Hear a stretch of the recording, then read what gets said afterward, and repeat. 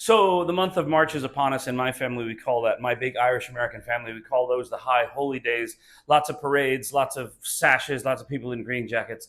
And I'm sure you're all wondering, WWFD, what would Francis drink? And so I have some Irish whiskey recommendations for you. Every year I come up with something new. This is Silkie Irish Whiskey.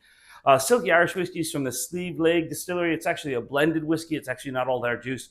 But the interesting thing about the distillery is it's in Donegal. Donegal hasn't had a distillery in over 100 years. And the other thing about Silkie, while we're waiting for their single malt to come online, they've released these three whiskeys. They are peated Irish whiskies, so they have a little bit of smoke in them. Why a peated Irish whiskey? Well, in Donegal, historically, the whiskies were peated, which is different than any other county in Ireland, except a little bit in Connemara. So here I have three different whiskeys from Silkie. I have the legendary, the dark legendary, and the midnight, with three increasing levels of peat. This is just a faint whisper of peat smoke. Just 4% of the whiskey is peat smoked lightly. This is about the level of peat you'd find in an Islay whiskey or so, and this is quite a heavily peated whiskey.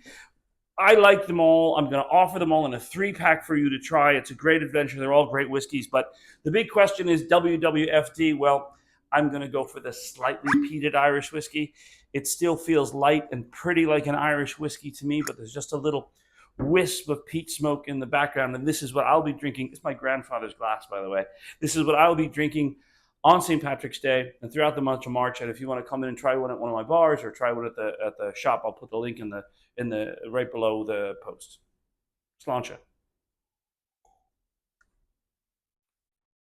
That's really special Irish whiskey.